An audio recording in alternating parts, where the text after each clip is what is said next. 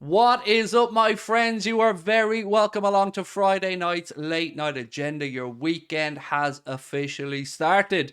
Let's get through the latest news surrounding the football club. We're going to be talking about Fabinho. Does he have a future at the football club? I'm going to give you the take from some journalists, some stuff I've been reading online, of course, from Liverpool fans.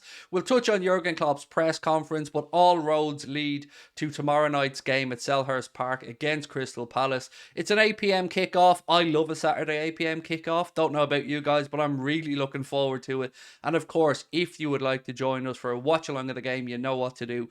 Check out the description of this video. You will find the link to the Anfield Agenda Twitch channel. But don't fear, if you aren't a Twitch fan and don't want to come across and join us, I will be live.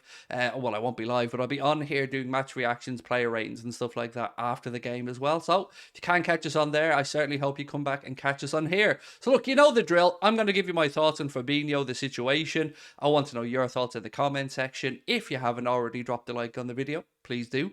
And of course, we're closing in on 164,000 subscribers now. We're about 50 away. So if you haven't hit the follow button or subscribe button, I should say, please do. Right, look, let's get into it. So I got the idea today for this video about Fabinho, not just because of the article from David Maddock of The Mirror, or the comments, I should say, attributed to David Maddock of The Mirror, which suggest that it is a possibility that Fabinho leaves Liverpool in the summer. Now, it's hard not to be reactionary when we're talking about players who are going through a dip in form and say, sell, definitely a time to sell. But I honestly think with Fabinho, we are heading in that direction. Does he still have something to offer? Yes, potentially, but he needs to get the finger out. He needs to start getting back to the level of performances that we've seen previously.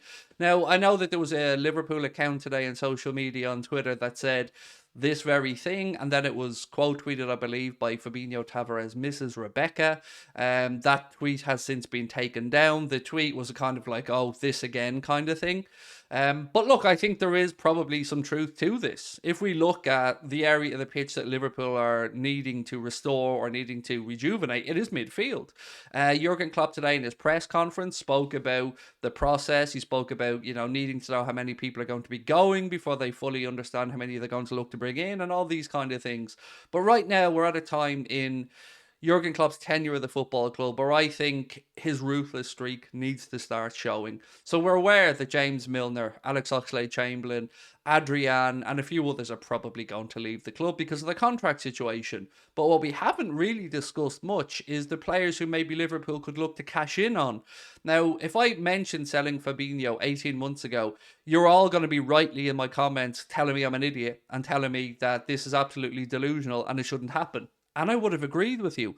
But now, my friends, I think we're getting to a point where this is a valid topic of conversation. So we need some youthful energy in midfield. We need some legs, but we also need that defensive cover. And that's where Fabinho used to be at his brilliant best. He used to sniff out the half chances, the half spaces, the half threatening counter-attacks before they came towards our centre-backs. These days, I don't know about you, but I'm seeing Fabinho ghosted past far too easily. You only have to look at the Real Madrid game or basically any game he's played over the last 6 months and you will see that he just isn't the combative, swashbuckling octopus that we used to call him. Remember here on the channel, we used to lovingly describe him as the Brazilian octopus because he's legs everywhere and he was always getting a foot in, always nicking the balls away. And if he wasn't doing it, he was part of a duo that was closing somebody down. One of them caused a distraction. The other one, maybe Thiago, came and nicked the ball away.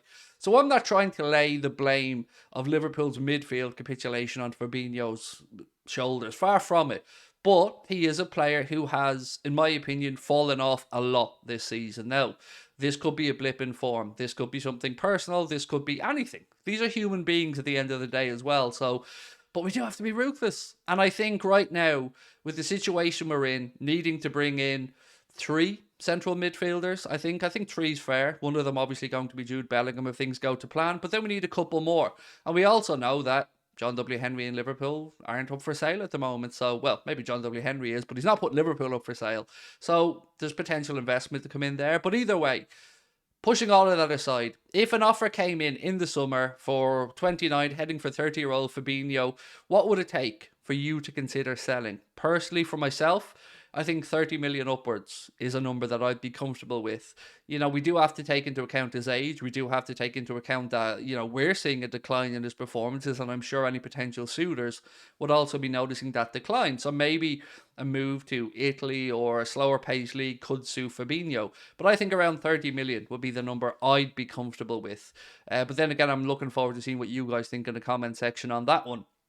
With regards to replacements, this is an interesting one because obviously we have young Stefan Bajcetic. Is Klopp going to utilise him as a 6 moving forward? Will he push him more towards an 8? What happens with Tyler Morton, of course, who's out on loan currently at Blackburn? He'll be coming back in. Does Klopp deem him good enough to maybe battle with Bajcetic for that defensive midfield role? Or is Klopp going to shake it up altogether? We're going to see Jordan Henderson drop back into that role. So we're going to lose some leadership. And I would consider Fabinho part of the leadership group, but none of these players, in my opinion, and I'm talking about Jordan Henderson, I'm talking about Virgil van Dijk, they're not showing much leadership at the minute. I still can't get over that capitulation against Real Madrid. There's no part of my brain that's able to rationalise how we had that first 15-minute spell and how we ended up where we did. But it just reiterated to me that we do need change, and they have to be wholesale changes. And Klopp spoke about this season being a very important one, a difficult one he spoke about as well, and that every game is a Champions League knockout game between now and the end of the season. It is, but also I feel, and I'm sure you do as well, that this midfield situation was entirely, I don't want to say preventable, but it was entirely predictable that we were going to struggle in midfield this season with the sheer amount of games the lads played last year, and of course an ageing midfield. Curtis Jones hasn't stepped up really to be able to give Jurgen Klopp much cover in that regard. We haven't seen enough of Navi Keita to say that he can help us out, so we're going to be losing some players, and Keita obviously is one of those players that I should have mentioned at the start of this as one that's going out in the summer. So we need to fund this rebuild somehow. So it's all well and good Klopp saying there will be money there for Bellingham or there will be money for other signings, which there will. And I should probably explain that a little bit. So at the end of this financial year, or this season, I should say, Liverpool's finances will come out. I think they're around April, they usually come out. And we will see, again, an increase in revenue, which will give them a bit more wiggle room for expenditure over the course. When you amortize a player's contract over the course of the 3, 4 years, 5 years, whatever time they're at the club, it shows up in your balance sheet. So with us making more money last year and that being shown in the accounts that are going to be published, there will be more room for FSG to spend money. I know that doesn't sound very likely because of the way John W. Henry clutches onto that wallet of his, but ultimately that's how it is. Liverpool have to spend what they make, and we are going to have made more money in the last 12, 24 months, so that will be available to spend on players. So there will be a significant amount there for Klopp and the boys to be able to spend, but I'd like to see us supplement that as well. So Caoimhín Kelleher is obviously one player that we're going to have to wait and see what happens with as a potential sale. That won't be the club pushing that. That will of course be Caoimhín looking after his own career. Then we've got some fringe players that we could potentially sell, but if you really want to start bringing in some real money, you're going to have to start looking at some of the awkward conversations like your Fabinhos. Maybe one of the left backs, because I've seen a couple of shouts from Liverpool fans on social media that they'd like another left back brought in. Then with regards to centre backs, I'd sell Joe Gomez. I would. I know we're going to sell, or at least it's been reported we're going to sell Joel Matip, but look, Gomez has a couple of things going for him. His age, he's still a relatively young centre back heading for 25 years of age.